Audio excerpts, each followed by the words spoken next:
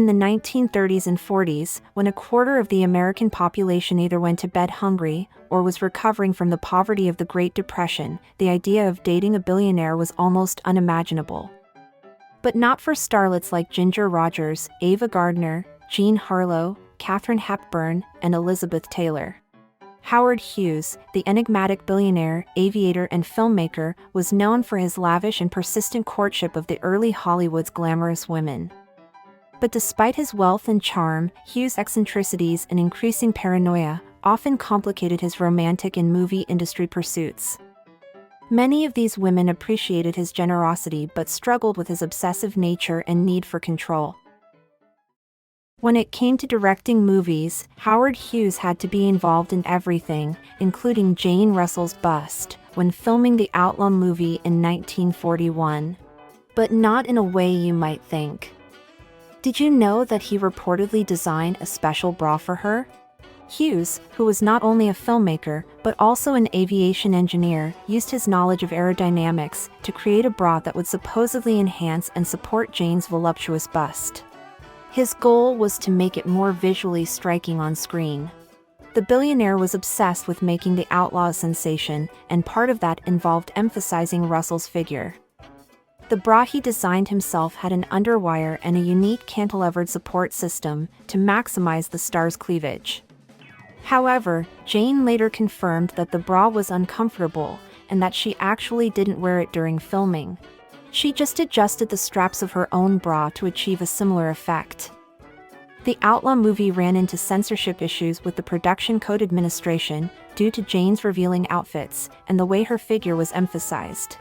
As a result, it was delayed for a few years before getting a limited release in 1943 and a wider release in 1946. Whether for his own pleasure or to turn female beauty into millions of dollars, Howard Hughes knew how to attract the most famous actresses of his time. Ginger Rogers had a complex relationship with the eccentric billionaire, who not only tried to control her life as an actress but also attempted to limit her communication with her mother, a crucial figure in Ginger's life. Though Howard lavished Ginger with extravagant gifts and repeatedly proposed, she resisted his influence. While the blonde starlet appreciated Howard's generosity and intelligence, she ultimately rejected his possessiveness and refused to let him dictate her personal or professional choices. After 8 years of on and off romance, Ginger put a full stop in her relationship with Howard after learning about his unfaithfulness. Even 138 acres west of the Hollywood sign, the land that Howard purchased specifically for Ginger, as well as some extremely expensive jewelry, could not make her stay with him. Ava Gardner had a tumultuous relationship with Howard Hughes. While he was deeply infatuated with her and pursued her persistently, she ultimately despised him. Hughes, known for his obsessive and controlling behavior, tried to manipulate her, but the gorgeous starlet was fiercely independent and refused to be dominated by him. She once famously hit him over the head with various household objects during one of their arguments. Ava later confessed that if it wasn't for her maid who walked in on the scene, she would have probably ended up in prison. Though the billionaire continued to pursue her for years, she never reciprocated his affections the way he wanted. Instead, she remained indifferent to his wealth and power, valuing her freedom above all else. Hughes' courtship of Katharine Hepburn was perhaps his most positive relationship, though it ultimately ended in failure, just like all the others. He lavished the strong-willed and unconventional actress with gifts, including a custom-made airplane and flying lessons, which she enthusiastically embraced. She was drawn to his adventurous spirit, and he admired her confidence and talent. They often challenged each other, and their relationship was one of equals in many ways. However, Hughes' growing reclusiveness and business pressures, along with Katharine's rising career and eventual relationship with Spencer Tracy, led to their separation. Even after their romantic relationship ended, they remained on good terms. Hughes reportedly kept a deep fondness for Katharine, and she later acknowledged his significant impact on her life. In 1927, Jean Harlow was chosen by producer Howard Hughes to star in the movie Hell's Angels. It was originally shot as a silent movie with Norwegian actress Greta Nielsen. But when the sound technology became available, Hughes decided to refilm. He reportedly could not use Greta due to her thick accent. Jean was 18 when the role of Brazen Helen was offered to her. Young, inexperienced, and insecure, she found herself thrust into the limelight with this rare opportunity. She was beyond grateful to Hughes and even handwrote him letters, expressing her appreciation and excitement. Those letters are still believed to have been written by her mother Jean, who played a huge part in managing her daughter's career. Yet, behind the polished words and the gratitude letters was a teenager grappling with self-doubt. The production took 3 years, causing Hughes to invest a lot of money into the making of this film. He was expecting a good return on investment, so he came up with a very interesting marketing strategy. He announced a contest for the best platinum blonde hair job. Hairstylists all over America competed for a $10,000 prize. Young women were willing to experiment with untrustworthy combinations of chemicals to replicate Jean's beautiful shade of platinum blonde. Thousands of women ended up regretting their decisions. Because of this bad publicity, Jean became known as the Platinum Panic. Despite the platinum blonde hype, Jean's real concern was not her appearance, but her performance. Playing a brash, self-assured character on screen, she struggled to reconcile this persona with her reserved, uncertain self away from the movie set. Nervous and tense, young Jean doubted her abilities, though the premiere's overwhelming response suggested otherwise. To her surprise, she captivated audiences, even as critics like The New Yorker mocked her acting. Others, like Variety, praised her undeniable allure, noting that her charisma transcended technical skill. While Hell's Angels didn't recoup its massive production costs, it launched Jean into international stardom. However, the young actress remained her own harshest critic, unable to fully grasp the magnitude of her success.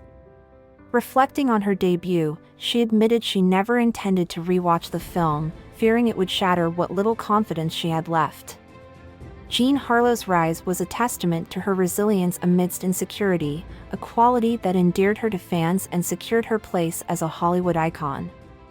Her success became possible thanks to Howard Hughes, with whom Jean maintained a friendly professional relationship until her untimely death in 1937. It is believed that the billionaire was deeply affected by her passing. There were many other women whom Howard was interested in either as potential actresses or wives. But there was one woman he failed conquering. That woman was Elizabeth Taylor. After Elizabeth Taylor divorced Nicky Hilton, Howard Hughes did not waste a second to conquer the woman he had been obsessed with. After landing his helicopter near a swimming pool where Elizabeth was sunbathing, he threw a handful of diamonds over her. She ran back in the house asking for protection from this crazy man. Howard wasn't going to give up. He attempted to conspire with Elizabeth's mother, asking her to convince Elizabeth to marry him. He telegrammed Sarah offering $1 million for her daughter. Elizabeth and Sarah were outraged by his audacity, so Sarah telegrammed Howard back, stating that her daughter was not for sale. There would be many more attempts to win Elizabeth's love and interest, to only repel her more. There was not enough money in this world for her to want to be with this very socially weird and eccentric man. But Howard was not going to give up on his dream of conquering Elizabeth. One time, his lawyer called Elizabeth and told her that Howard loved her and was very interested in marrying her. She laughed out loud and told the lawyer that she wanted $2 million in cash as a proof of Howard's love and serious intentions. 2 hours later, a man with 2 suitcases showed up at the hotel room where she was staying. Elizabeth was stunned and told the man to tell Howard that she was flattered but the cash won't make her fall in love with him.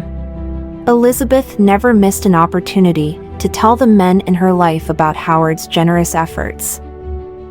Although she loved being spoiled by rich men, she was never comfortable with Howard's extravagant and eccentric behavior. She preferred rich men who were much more level-headed than he was. But if you think that those were the only instances when Howard attempted to buy Elizabeth's love, you are wrong.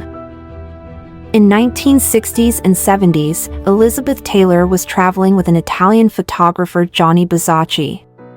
Gianni later shared that every time Elizabeth and Richard would arrive to their hotel, 36 roses would be waiting there. For years, he kept thinking the roses were from Richard. He was surprised to find out that the flowers were from billionaire Hughes. Despite Hughes being known for his playboyish behavior, he was considered to be the most eligible bachelor in the country. Elizabeth could not stand Hughes and his eccentric manners. When she was invited to dinner parties, she would check with the host to see if Hughes was going. If he was on the list, she wasn't interested. After years of high-profile romances, Howard married actress Jean Peters in a secret ceremony in 1957. Unlike many of his previous relationships, this marriage was low-profile, as the actress valued privacy. However, his growing eccentricities and reclusiveness put a strain on their relationship. They divorced in 1971. Many women in Howard Hughes' life were drawn to his brilliance, ambition, and wealth, but they also struggled with his controlling nature, emotional distance, and increasing eccentricities. He could be deeply charming and generous, but he was also obsessive and possessive. A deal-breaker for many talented and gorgeous women, even billions of dollars were not able to fix.